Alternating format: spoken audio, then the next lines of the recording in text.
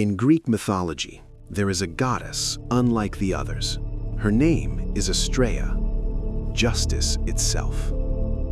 According to legend, when humanity still lived in the Golden Age, a time before evil, war, theft, or lies existed, the gods lived alongside mortals, on the same soil, under the same sky, side by side.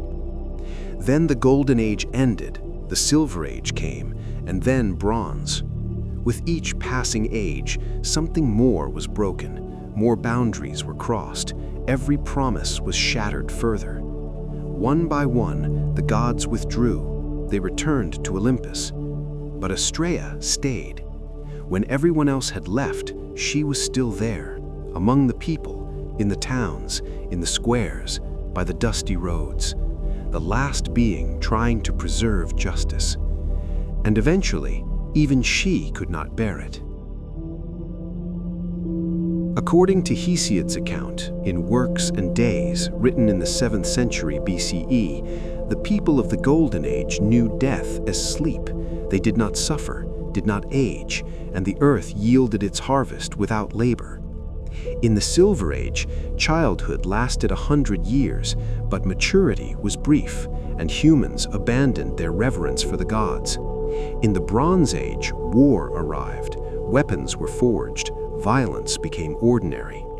And the Iron Age, Hesiod's own age, the age about which he wrote, "Would that I did not belong to this generation," lies, fraud, arrogant power, the loss of shame. Astraea watched this collapse unfold. With each age, she grew more isolated. By the time the Iron Age arrived, there was no room left on earth even for justice itself. She ascended to the sky, never to return. She became the constellation Virgo.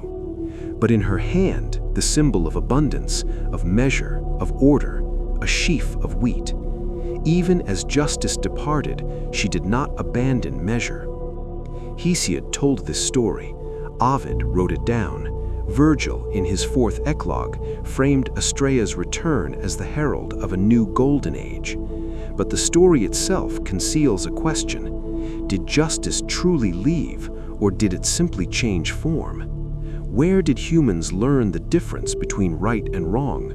Who taught them? Who commanded it? Who invented it?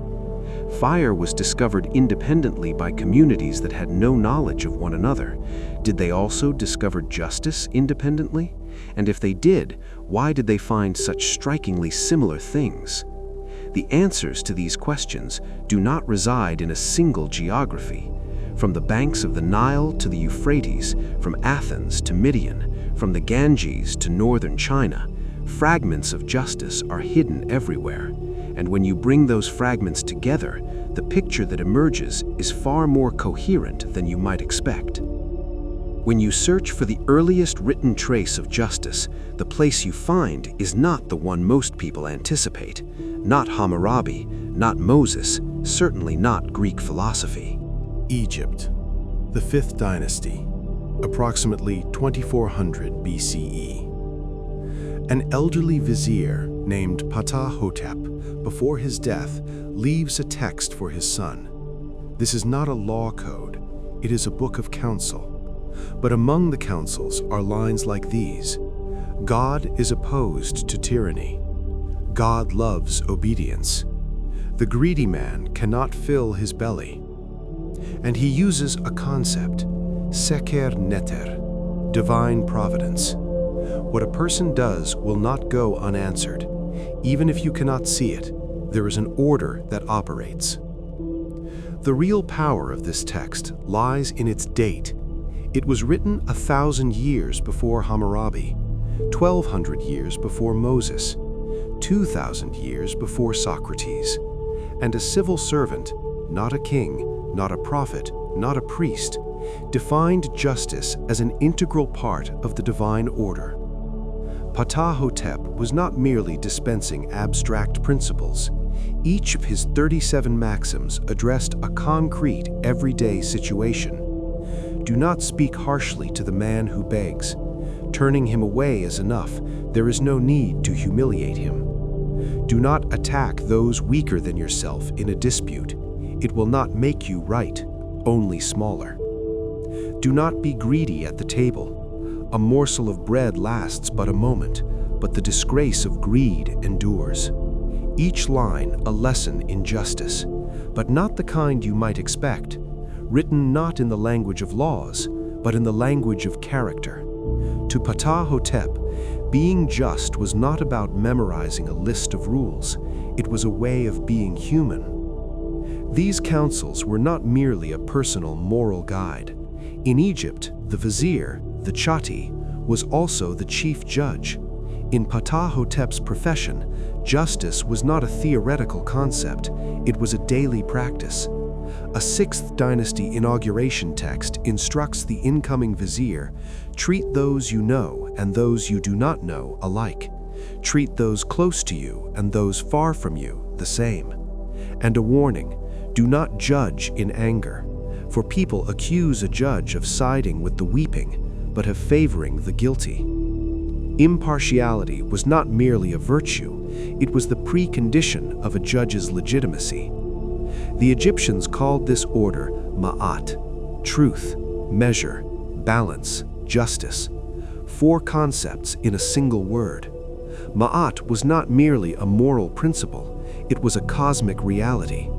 The rising of the sun was Maat. The Nile flooding on schedule was Maat. The king ruling justly was Maat. And when Maat was disrupted, everything was disrupted.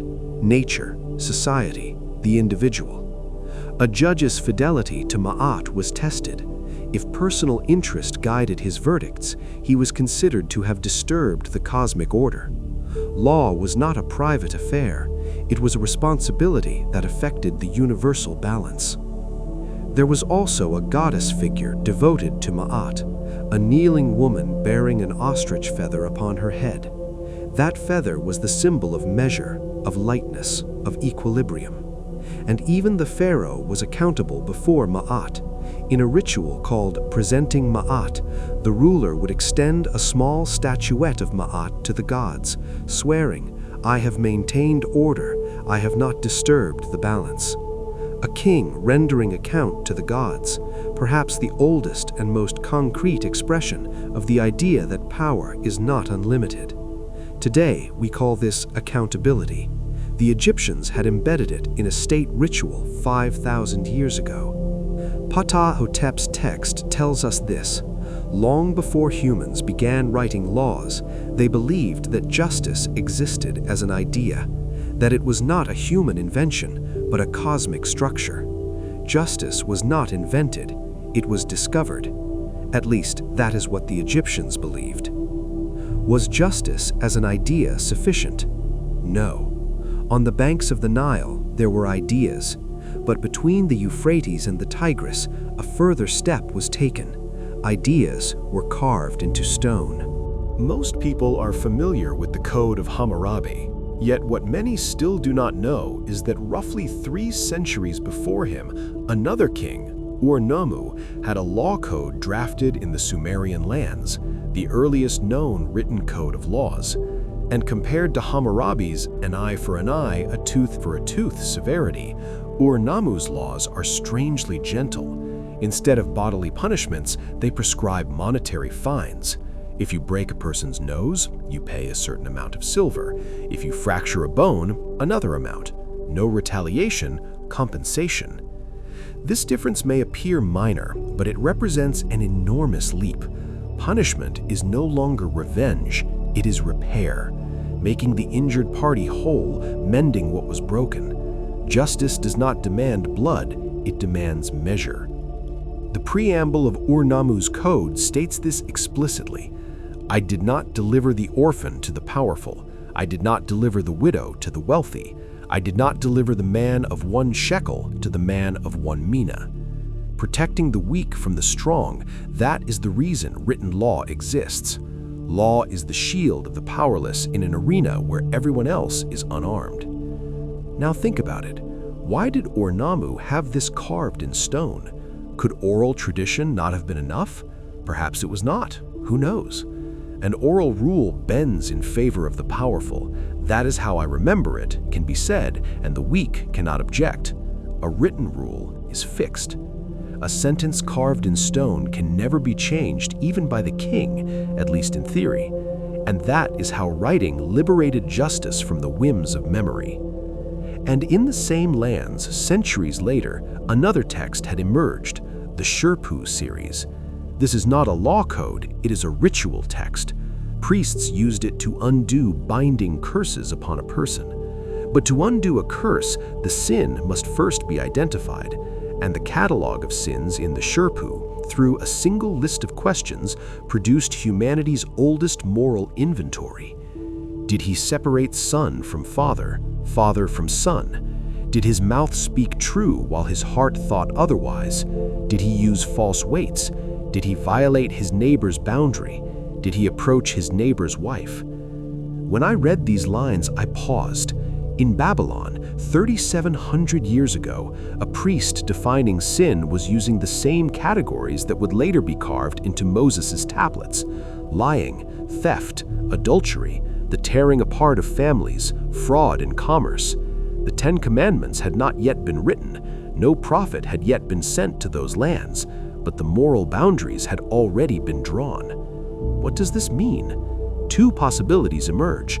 The first, these moral categories spread from a single source, from Babylon to Moses, from Moses to the world, a chain of influence. The second, and perhaps the more unsettling one, these moral categories are the inevitable consequences of human communal life. No matter which society you live in, lies destroy trust. Theft renders property meaningless. Adultery undermines the family structure. Fraud in commerce kills the marketplace. These problems are universal, and universal problems have generated universal boundaries. The Shirpu series was excavated in the 19th century from the ruins of Ashurbanipal's library in Nineveh, a text buried for thousands of years, when decoded, overlapped with the Ten Commandments almost item by item. Whether this is coincidence will wait until the final section of this evening, but what can be said now is this: moral intuition predates writing. And there is one more detail. In the 11th tablet of the Epic of Gilgamesh, the flood god Enlil is rebuked for destroying humanity. The rebuking god, Ea, says, "Punish the sinner with his sin, punish the offender with his offense, but be merciful. Instead of the flood, let lions come, let wolves come, let famine come." One of the earliest definitions of justice is hidden here: proportionality. Punishment must be commensurate with the crime. The flood was disproportionate, and even a god condemned it. This statement, spoken by one deity to another, may be the oldest articulation of the principle of proportionality in the history of law. In the Islamic tradition, justice is not a one-dimensional concept. In the Holy Quran, there is a word without understanding which this tradition's conception of justice cannot be grasped: Mizan. Surah Ar-Rahman, verses 7 through 9 reads, "He raised the heaven and established the balance, that ye not transgress the balance, and establish weight in justice, and do not make deficient the balance." 3 verses, 3 layers. The first layer is cosmic. He raised the heaven and established the balance. The universe itself is built upon equilibrium. Justice is like a law of physics, structural, innate, by design. The second layer is normative, that ye not transgress, a moral command, a boundary. The third layer is practical, establish weight in justice, the scales in the marketplace, commercial ethics, everyday dealings. A single concept, Mizan, simultaneously encompasses cosmology, theology, and commercial law. The Quran employs 2 distinct words for justice, and the distinction between them matters. Ad means equal treatment, proportional response, subjecting everyone to the same rule. Qist means active justice, the delivery of what is owed, the intervention required to remedy injustice. Ad can be passive. You treat everyone equally and that suffices. But Qist demands action. If you see an injustice, you are obligated to correct it. In verse 25 of Surah Al-Hadid, the phrase describing people upholding justice uses the Arabic word qiyam, standing, not sitting. Justice is not a state, it is an act. This nuance defines justice not merely as impartiality, but as active intervention. This three-layered structure is dramatized in the story of another prophet, Shu'aib. In the Quran, Shu'aib is a prophet sent to the people of Midian, a wealthy city at the crossroads of trade routes. And what Shu'aib tells his people is strikingly concrete. Give full measure and full weight. Do not deprive people of their due. Do not commit abuse on the earth, spreading corruption. This is not a metaphysical message. This is a manifesto of commercial ethics. Shu'aib is saying the decay of a society begins not in the temple, but in the marketplace. The man who cheats on the scales, the man who breaks his word, the man who shortchanges, these are the ones who corrode a society from within. Seemingly minor offenses, but offenses that accumulated destroy civilizations. There is a pattern here, and it is not easy to spot. In the Quranic narratives of the prophets, each prophet confronts a different form of corruption. Noah warned his people against idolatry, Lot's people against moral collapse, Hud's people against arrogance. But Shu'aib's issue was none of these. His issue was commerce, weights and measures, grams and dirhams. This occupies a unique space in the prophetic tradition, God's message directly targeting economic justice. And according to the Quran, the people of Midian did not listen. Their end was destruction. And one more narrative, one of the Quran's most dramatic scenes, Qarun, an immensely wealthy man from among the Israelites. Described in Surah Al-Qasas, his keys alone would have burdened a band of strong men. His people said to him, "Do not exult. Seek the home of the hereafter with what God has given you, but do not forget your share of this world." Qarun's response, "I was only given this because of knowledge I possess." Claiming one's success as one's own, treating one's wealth as the product of one's own intellect, rejecting social responsibility. And the punishment, we caused the earth to swallow him and his dwelling. The earth split and consumed him. Those who had envied him just the day before, those who had said, "If only we had been given what Qarun was given," said on that day, "God extends provision to whom he wills and restricts it."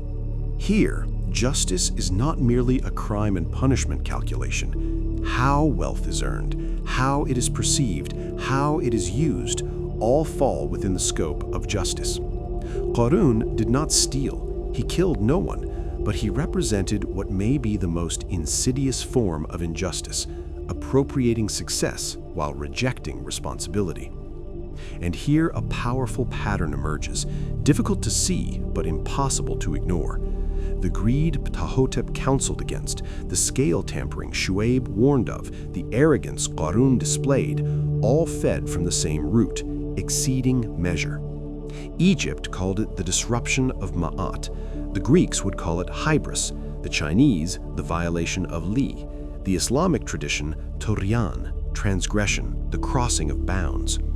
Different civilizations, different centuries, different languages, but the wound they all pressed their finger upon was the same.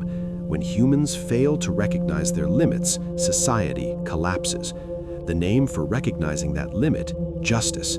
The name for exceeding it has never changed throughout history, oppression, or in its subtler form, indifference. When we cross from Egypt and Mesopotamia to the western shores of the Mediterranean, the concept of justice undergoes a sharp turn. It is no longer a god's command or a king's statute, it is a human question.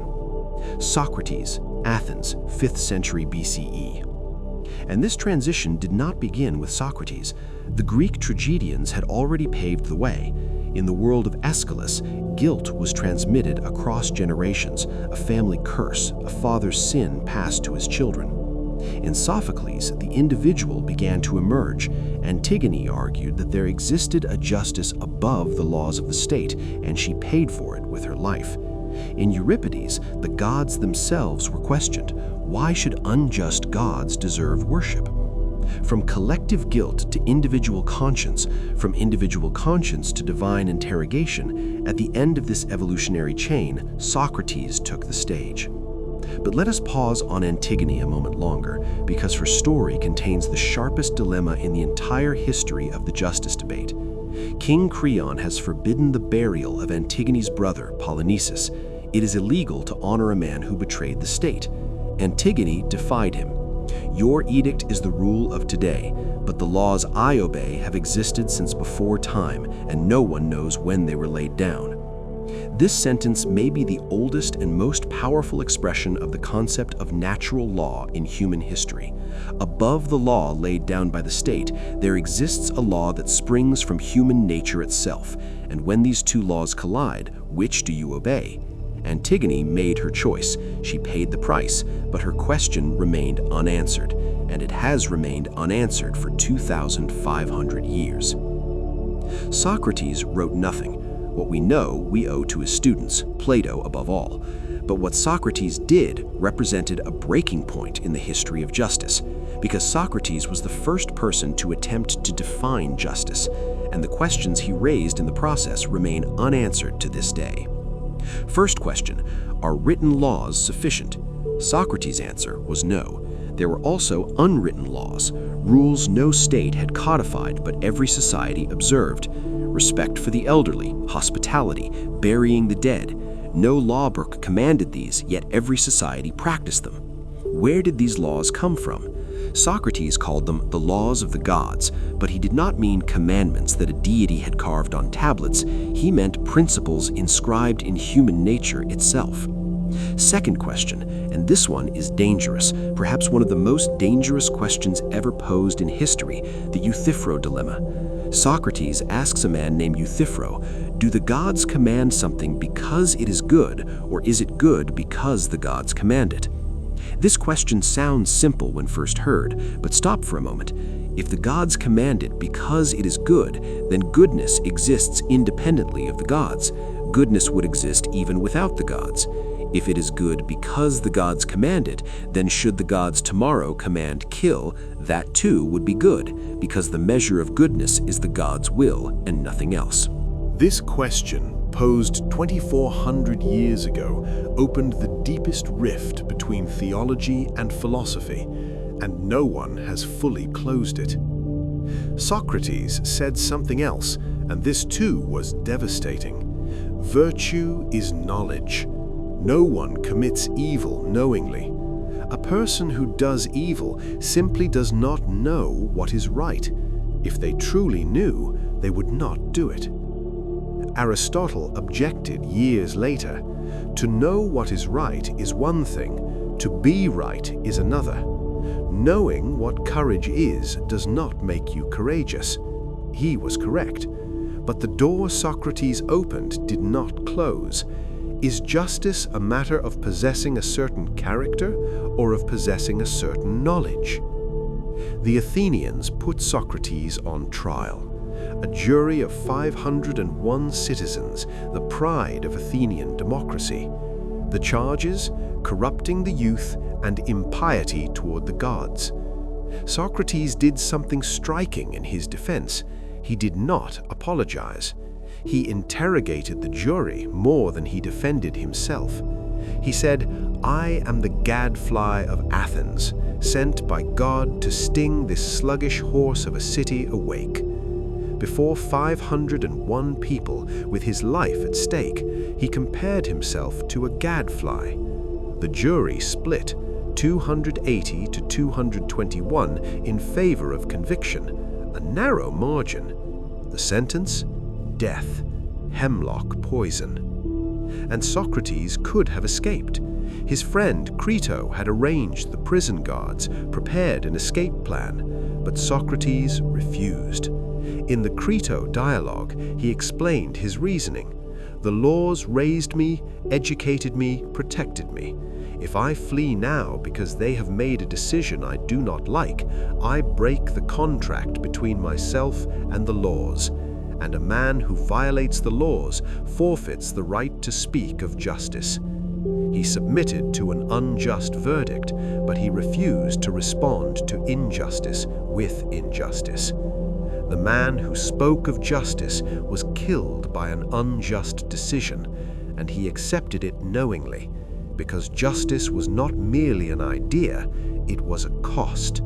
And perhaps the most devastating question is this: if justice remains binding, even in the face of an unjust verdict, where does justice end? Plato, Socrates' student, carried the question his teacher left unfinished to a different plane. He extended justice beyond the boundaries of this world and constructed a cosmic system. In the 10th book of the Republic, there is the myth of A soldier named dies in battle. At least everyone believes so. 12 days later, on the funeral pyre, he opens his eyes and brings back a report from the other world. What he saw was this: souls being judged. 2 chasms, one opening toward the sky, the other into the earth below. Every wrong is punished tenfold. The cost of evil committed in a 100-year life is 1,000 years. Every good deed is rewarded at the same ratio. Tyrants receive the heaviest punishments. One of the names mentions is Ardaeus, a tyrant from Pamphylia who killed his own father and brother and committed numberless evils. He served his sentence for 1,000 years, but his debt was not paid. As he approached the exit, the ground groaned. Savage creatures seized him, dragged his body across thorns of fire, and hurled him back into the depths. Plato constructs this scene not as a horror story, but as a logical principle. Punishment is proportional, and some crimes are so great that proportional payment approaches infinity. And at the center of this cosmic judgment mechanism stands the spindle of necessity, the spindle spun by Ananke, the goddess of necessity, turning on the axis of the universe, its 8 whirls holding the orbits of the planets, 3 Morai, Clothos, Lachesis, Atropos, spinning past, present, and future. The sirens sing a note for each whirl. Justice is part of this spindle, necessary, belonging to the design, embedded in the fabric of the universe. The cosmic order cannot function unjustly, just as music cannot exist without harmonic ratios. Plato's message is clear. Justice is not a preference, but a necessity, not a social contract, but a cosmic structure. At the end of this entire process, souls queue for rebirth. Before them lie life options: animal, human, king, slave, but they bear responsibility for their own choices. In the Gorgias dialogue, Plato takes this system one step further. There, Zeus decides that judgment has been conducted wrongly. The problem? People were being judged clothed. The rich man arrived in expensive garments, with influential witnesses, with eloquent words, and the judges were swayed. Zeus's solution is radical. Henceforth, souls will be judged naked. No wealth, no status, no beauty, only the soul itself, every scar, every stain, every scratch visible. And the judges will be dead, because a living judge is biased. A pattern emerges here. In Egypt, everyone was weighed on the same scale. In Babylon, the Shurpu listed sins without regard for status. In Islam, the Mizan draws no distinctions among servants. And in Plato, the naked soul, the precondition of justice, is equality. If you have spent previous nights on this channel, you may recognize this pattern. Different geographies, different centuries, but the same intuition. For justice to function, everyone must be evaluated under the same conditions. Plato was not the first to arrive at this idea, but he was the one who turned it into a system, who bound it to geometry, mathematics, ratio. The cosmos itself is just because it is measured, and excess, hubris, is the universe's greatest crime. Egypt said that justice was part of the divine order. Mesopotamia carved it in stone. Greece questioned it. What did Iran do? The Zoroastrian tradition added an entirely different dimension to justice, the obligation to choose. Ahura Mazda, Lord of Wisdom, the source of light, truth, and order, opposed by Angra Mainyu, the spirit of destruction, lies, and chaos. A cosmic war rages between the two forces, and in this war, neutrality is not an option. Every human being stands on the side of either truth or falsehood. Every word, every deed, every thought belongs to one side. The Zoroastrian concept of justice is called Asha, cosmic truth, righteousness, order. Asha is the Iranian counterpart of Ptah-hotep's Sekr Neter, of Egypt's Maat, but with one difference. Asha is an individual responsibility. The cosmic order begins with you. If you speak the truth, you strengthen Asha. If you lie, you feed Druj, deception, decay. Every morning you make a choice, and that choice has cosmic consequences. This choice is concretized in three principles: humata, good thought; hukta, good word; huvarshta, good deed. From thought to word, from word to deed. Being just does not end with doing what is right. It begins with thinking what is right. If your intention is corrupt, your action will not emerge clean. This triple formula is the backbone of Zoroastrian ethics, and the sequence matters. Thought first, then word, then deed. From the inner world to the outer. And after death, the soul arrives at the Chinvat bridge, the bridge of the separator. This bridge has two faces, a wide passage for the just soul, and for the unjust soul, a crossing as thin as a sword's edge. Three judges, Mithra, Srausha, and Rashnu, evaluate the soul, but what determines the decision is the soul's own file, its own record of deeds. And at the far end of the bridge, the soul meets its own Dina, the embodied form of its own conscience.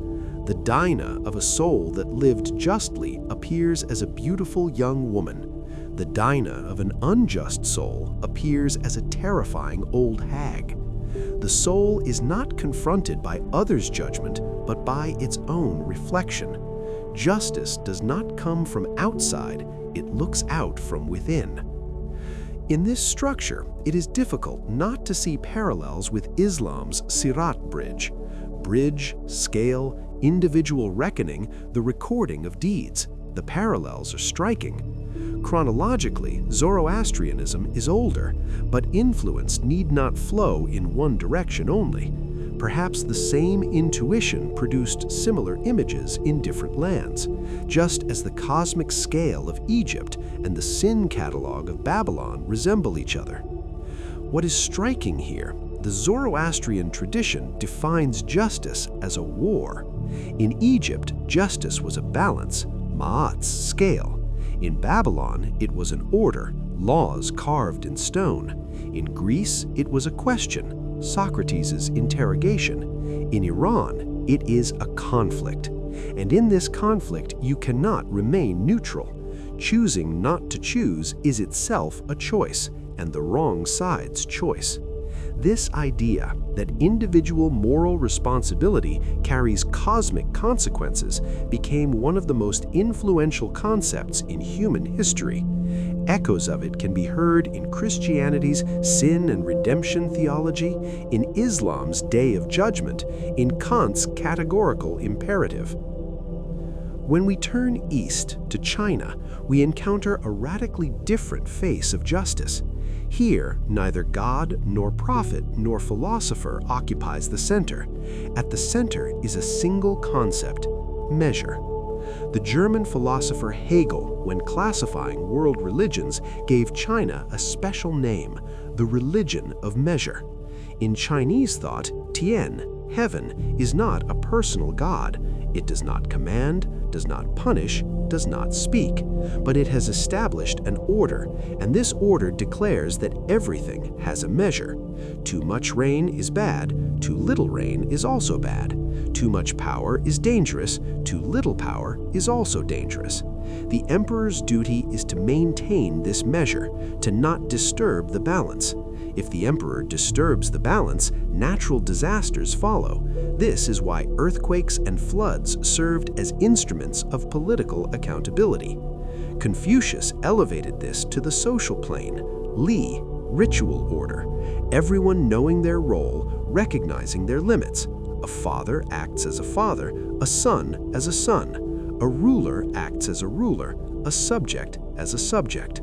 When Li is disrupted, society collapses. When Li is maintained, harmony prevails. Justice here is not a penal system, it is a state of harmony. Right relationships, right conduct, right measure. Roughly a century after Confucius, Mencius, Mengzi, took this a step further. According to Mencius, human beings are born with 4 moral sprouts: the sense of compassion, the sense of shame, the sense of respect, and the sense of right and wrong. If these sprouts are watered, they develop into virtues. If neglected, they wither. Human nature is not bad, but it requires cultivation.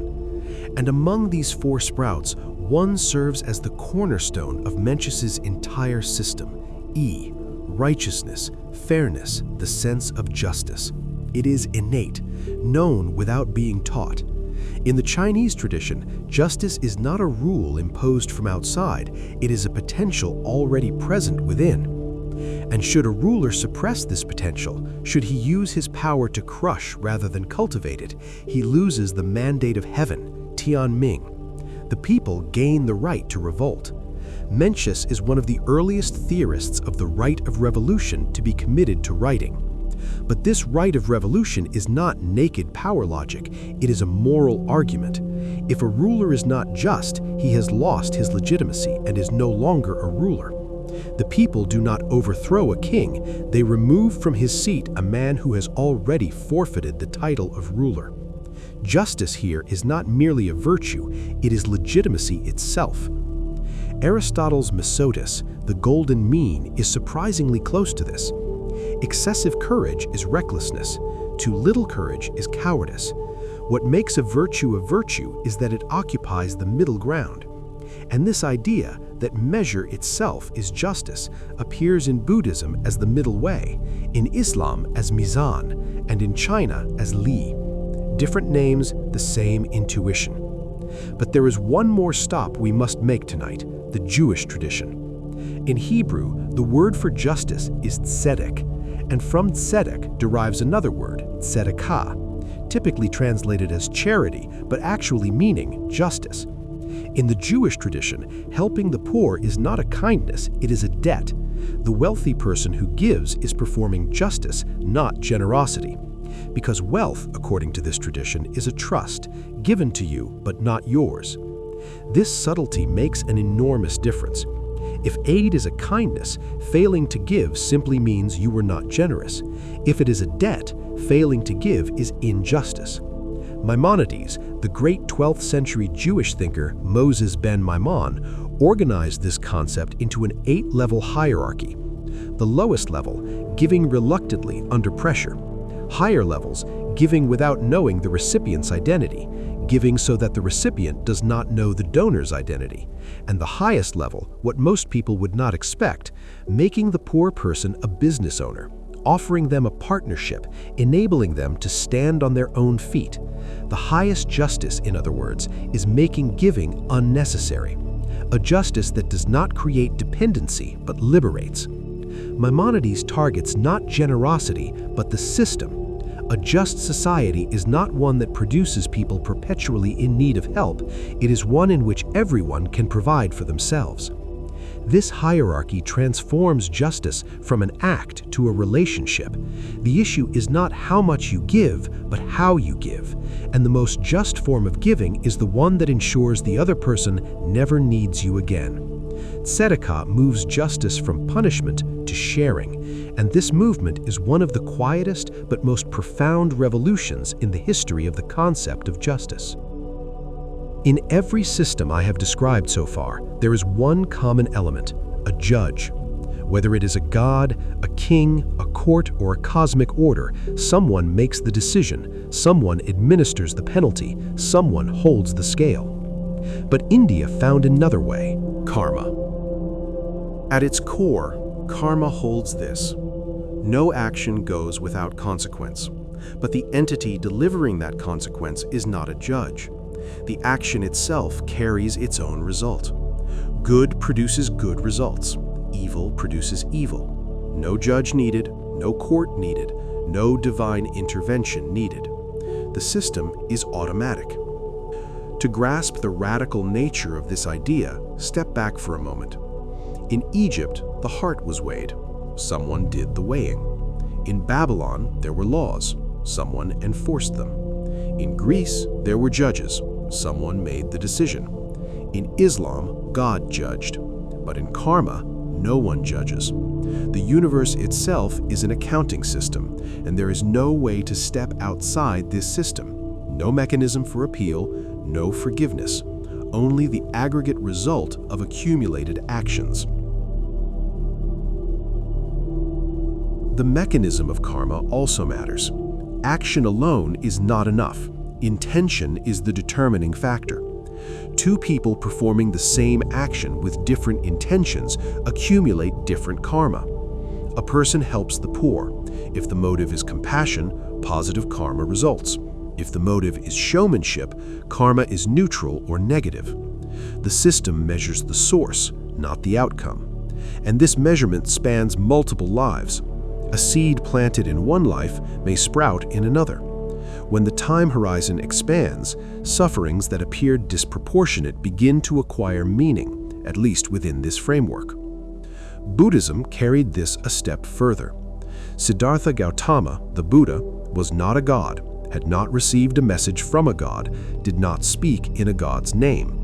But starting from the Four Noble Truths, he built an ethical system. Suffering exists, suffering has a cause, the cessation of suffering is possible, and the path to that cessation is the Eightfold Path. Right view, right intention, right speech, right action, right livelihood, right effort, right mindfulness, right concentration. Each step begins with the word right, but the one who determines what is right is not a god. It is human reason and experience. Justice here is not a god's command or a society's rule. It is a responsibility born from the individual's understanding of their own suffering and the suffering of others. And Buddhism added one more concept to the justice debate: ahimsa, non-harm. Intentionally causing harm to any living being is the gravest moral violation. In Jainism, this is an absolute prohibition. There are monks who wear cloth over their mouths to avoid killing insects while breathing. In Buddhism, it is relative. No intentional harm, but an acknowledgement of the necessities of survival. Ahimsa expands the concept of justice. Justice not only between humans, but among all living beings.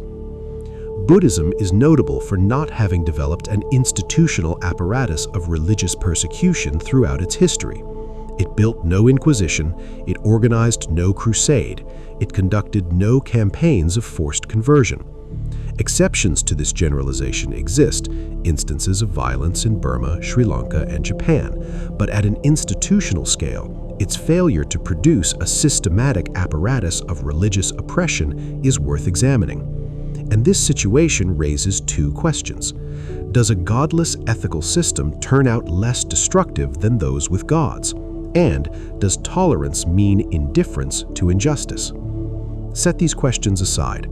They will return before this evening ends. 14th century, North Africa. A thinker named Ibn Khaldun, historian, sociologist, statesman, diplomat, writes the Muqaddimah. And in this book, he draws the most ruthless portrait of justice in existence, the state cycle. According to Ibn Khaldun, every state passes through 5 stages: The first stage is conquest, a group of people bound together by a powerful asabiya, a bond of solidarity, comes to power. Justice is strong because the leader needs his people. The second stage is despotism. The leader centralizes power, purges rivals. The third stage is prosperity. The treasury fills, palaces rise, the arts flourish. The fourth stage is contentment. There appears to be no threat. People have grown accustomed to comfort. The fifth stage is waste and collapse. The treasury is exhausted. Asabiya dissolves. Justice corrupts. The state falls. And the cycle begins again. A different group, a different asabiya, the same 5 stages. Where Ibn Khaldun places justice in this analysis is striking. Justice is strongest at the beginning of the cycle. The founding generation is just because it struggles, because its members need one another, because fairness is a necessity. And justice is weakest at the cycle's end. The collapsing state is unjust because it is comfortable, indifferent, greedy. Ibn Khaldun's most famous formula enters here.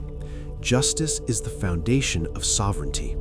The Arabic word mulk does not mean property, it means state, power, dominion. If a state wishes to survive, it must be just, because injustice breaks production. Broken production means reduced taxation. Reduced taxation means a weakened army. A weakened army means the state collapses. This is not a moral sermon, it is a political economic analysis. Justice in Ibn Khaldun appears not as a virtue but as a reason of state. If you want to understand whether a society is just, look at its marketplace, look at its bazaar, look into the faces of its merchants. If taxation is unjust, the merchants flee. If the merchants flee, the city dies. If the city dies, the state collapses. The chain is that concrete. Justice grows stronger with the growing state. It collapses with the collapsing state. Not an abstract virtue, a social indicator. Ibn Khaldun says something else, and this observation is devastating. Peoples who live under oppression deteriorate. Oppression does not crush only the body, it crushes the soul. Communities that have lived under tyranny for generations lose their courage, their dignity, their enterprise. Tyranny corrupts the oppressed as well. This observation was written in the 14th century, but today, in intergenerational trauma research, with a very different language, a very different methodology, the same conclusion is being confirmed. Hegel, centuries later, when examining Roman religion, saw something similar. He described Rome as the religion of expediency. The Romans had instrumentalized their gods. They had declared their emperors divine. They had defined justice as utility to the state. What served the state was just. What harmed the state was criminal. When a society reduces justice to its own convenience, according to Hegel, this is the sign that the society has lost its soul. And Herodotus, centuries before all of this, had recounted an experiment. The Persian king Darius gathered Greeks and members of the Calatai tribe. He asked the Greeks, "For what sum would you eat the bodies of your dead?" They were horrified. He asked the Calatai, "For what sum would you burn the bodies of your dead?" They, too, were horrified. The conclusion Herodotus drew: Pindar was right. Custom is king of all. If moral boundaries vary according to culture, is universal justice possible? Or is every civilization's right only right for itself? But Herodotus's experiment actually says more than what it states. Yes, funeral rituals differ. Yes, dietary customs are culturally bound. But Herodotus overlooked something. Both the Greeks and the Calatai showed respect for their dead. The method differed, but the principle was the same. One showed respect by burning, the other by consuming. It may appear horrifying, but for the Calatai, this was the highest form of reverence, uniting the body of the deceased with your own. Form changes, but the principle beneath the form, respect, measure, care, does not change. Herodotus saw the form, he missed the essence. And perhaps searching for universal justice means searching for this common essence beneath the forms. I return to the records with this question. An ancient Jewish apocalyptic text, the Book of Enoch, probably 3rd century BCE, describes the divine judgment throne. And the description is not a simple court. The throne has 3 dimensions: the right arm, tzedek, justice; the left arm, hesed, mercy; the front face, emet, truth. 3 principles at once. Justice alone is insufficient. Merciless justice is tyranny. Mercy alone is insufficient. Unjust mercy is favoritism. And both are meaningless without truth. Without knowing the facts, neither justice nor mercy can be properly applied. This tripartite balance has never been formulated with such clarity anywhere else, but the same intuition exists in other traditions. Pythagoras, 6th century BCE, names 4 cardinal virtues: temperance, courage, prudence, and justice.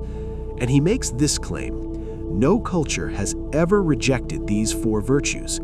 They are present in the Zend-Avesta, in the sacred texts of India, in the Chinese classics, in Egypt. Different names, different languages, the same boundaries. This observation received confirmation 25 centuries later from a very different pen. C.S. Lewis, in his 1943 book, The Abolition of Man, published an extensive appendix placing moral injunctions from Egyptian, Babylonian, Hindu, Chinese, Norse, Greek, Jewish, Christian, and Islamic sources side by side. The universal moral law he called the Tao demonstrated in a single table that all civilizations had prohibited the same things: unjust killing, theft, lying, breaking one's word, oppression of the weak. Lewis was not writing this appendix as a theologian, he was writing it as a philologist, and the philologist's conclusion was the same as the theologian's. Either all these societies are drinking from the same source, or human nature renders certain moral boundaries inevitable. 2 Enoch, probably 1st century CE, goes a step further.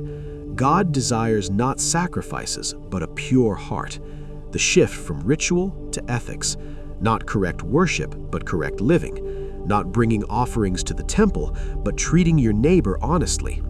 This same movement exists in Islam, the understanding that the most beloved deeds to God are goodness and truthfulness towards his servants.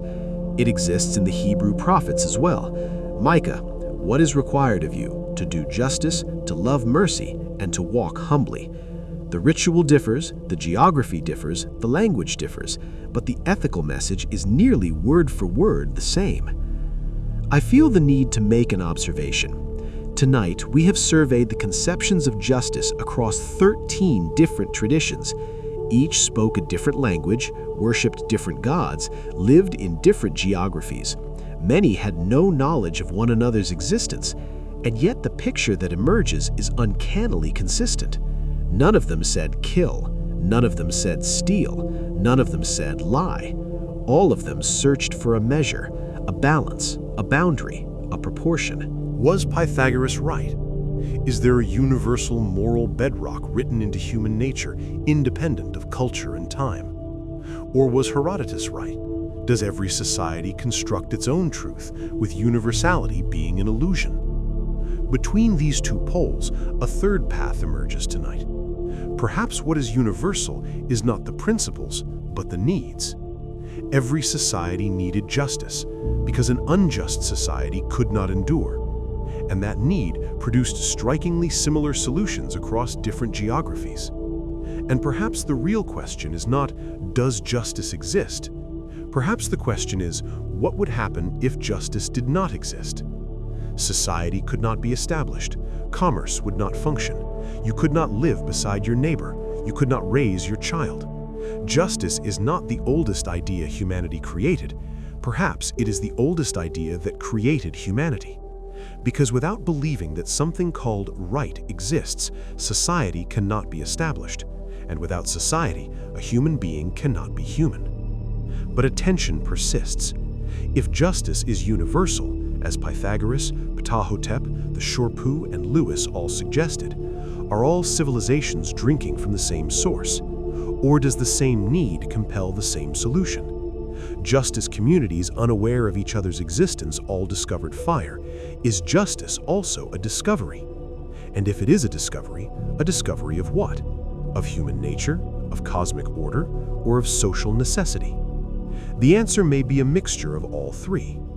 Ptah-hotep saw cosmic order, Ibn Khaldun analyzed social necessity, Socrates interrogated human nature, the Buddha sought the path to the cessation of suffering, Zoroaster demonstrated the inevitability of choice, Shuaib warned that the disruption of balance in commerce would decay the entire society, and all arrived at the same destination. Without measure, life cannot be sustained. Excess, whether hybris, whether oppression, whether fraud, has produced the same result everywhere: collapse. In Egypt, in Babylon, in Athens, in Midian, in Rome, societies that abandoned justice fell.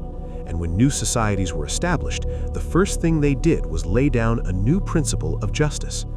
Is not this cycle itself a form of evidence? In Enoch's judgment throne, there were three arms: justice, mercy, truth. Perhaps humanity's greatest error was the attempt to separate these three from one another. Those who wielded justice without mercy committed tyranny. Those who showed mercy without justice engaged in favoritism. Those who concealed truth rendered both meaningless. And perhaps there is a fourth element: courage. Because knowing justice is not enough, speaking it is not enough. It must be enacted. Socrates knew and spoke, but the price he paid for enacting it was his life. Antigone knew and enacted, and she too gave her life. Shuaib spoke, and his people did not listen. Justice has always demanded a price, and the number of people willing to pay that price is the most reliable measure of a society's health. Socrates was not the only person to ask this question, but he was the one who paid the heaviest price for it and felt the least regret. And a final note: there were also those who looked for justice in the stars. Those who read the sky found their answer there, or wished to. But that journey is not for tonight. It belongs to another evening's wait.